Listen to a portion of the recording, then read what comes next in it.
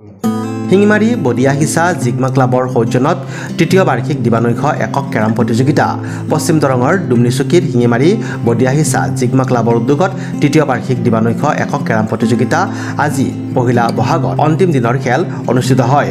অসমৰ বিভিন্ন প্ৰান্তৰ পৰা 128 গৰাকী খেলুৱৈ অংশগ্ৰহণ কৰা খেলত চূড়ান্ত বিজয়ীগৰাকীয়ে 10,101 টকা আৰু বিজেতা গৰাকীয়ে 5,101 টকা লাভ কৰিব। অন্তিম দিনৰ খেল চলি থকা সময়তে বিশিষ্ট অতিথিৰূপে উপস্থিত হয় বৰদলগুৰি ডুমনিচুকী জিলা পৰিষদৰ প্ৰাৰ্থী চন্দী চৰণ চৌধুৰী, ক্লাবৰ সভাপতি ইমদাদুল হক আৰু সম্পাদক ফিৰোজ আলীয়ে সকলো ৰাইজৰ সহায় সহযোগিতাৰ বাবে ধন্যবাদ জ্ঞাপন কৰে। শিঙিমাৰী জিগমা ক্লাবৰ সদস্যবৃন্দৰ সহযোগত আমি প্ৰতি বছৰে বিভিন্ন অনুষ্ঠান আয়োজিত কৰি আহিছোঁ।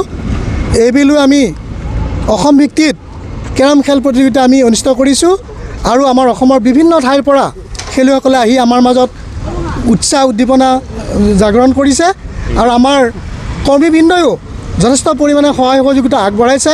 এটা ক্লাব আমাৰ এই ক্লাবটোই বিভিন্ন স্বেচ্ছাসেৱী অনুষ্ঠান বিভিন্ন গীত মাত বা অনুষ্ঠান প্ৰতি বছৰে পাতি আহিছে। আনকি বিভিন্ন আমি গায়কক মাতি আনি ইয়াতে আমাৰ ৰাইজক আমাৰ দুখীয়া মানুহক বিভিন্ন গীত মাতৰ মাজেৰে আনন্দিত কৰিব পাৰিছে আৰু এওঁলোকে বিভিন্ন ক্ষেত্ৰত মানুহ সহায় কৰি আহিছে। গতিকে এইটো আমাৰ এই যিটো অনুষ্ঠান এই অনুষ্ঠানটো যাতে ভৱিষ্যতে প্ৰজন্মক আগুৱাই নিব পাৰে। মোটামুটি 100 পাৰ হৈছে অসম ভিত্তিক।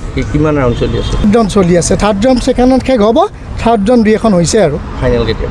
ফাইনেল আজি ৰাতি বোধহয় 12টা মানত হৈ যাব, 12 বাজি যাব। আৰু কিছু আমি যিবিলাক দুখীয়া ল'ৰা ছোৱালী আছে আৰ্থিক অৱস্থা আমি যদি আগুৱাই দিব পাৰোঁ, সেই দুখীয়া ল'ৰা ছোৱালীক কিতাপ বহী পত্ৰ যোগান ধৰি শিক্ষাৰ ক্ষেত্ৰতে আগুৱাই নিব পাৰোঁ, সেইটো এটা বিপুল প্ৰচেষ্টা আমি হাতত ৰাখিছোঁ এই খেলৰ জৰিয়তে। এইখিনি আমাৰ এটা আজি মই শ্ৰী চন্দী চৰণ চৌধুৰীয়ে আমাৰ শিঙিমাৰী অঞ্চলত যিখন কেৰম প্ৰতিযোগিতা চলি আছে তাতে মই উপস্থিত হ'লোঁ। খেলৰ জৰিয়তে মানুহৰ এটা ষ্ট্ৰেছ কমে। যেতিয়া আমাৰ আমাৰ মাজত এটা উদ্বিগ্নতা থাকে, সমস্যাৰ সৃষ্টি হয়, খেলৰ জৰিয়তে এটা এটেনশ্যন ড্ৰ হয় আৰু অন্ততঃ কিছু এটা মিলাপ্ৰীত হয় আৰু মিলাপ্ৰীতৰ জৰিয়তে আমাৰ ভাৱৰ আদান প্ৰদান হয় আৰু তেতিয়া আমাৰ মাজতকৈ আমাৰ সংহতিটো বাঢ়ে বুলি মই ভাবিছোঁ। গতিকে এই খেলবিলাক আমাৰ মাজত আছে জনপ্ৰিয় কৰিব লাগে আৰু এইটো এটা বৰ ভাল ব্যৱস্থা। মই কাৰ্যকৰ্তাসকলক পুনৰবাৰ ধন্যবাদ জনাইছোঁ এনেকুৱা এটা ব্যৱস্থা লোৱাৰ কাৰণে। দুনিৰ পৰা সুনীল চহৰীয়া ৰিপৰ্ট, নিউজ এক্সপ্ৰেছ, অসম।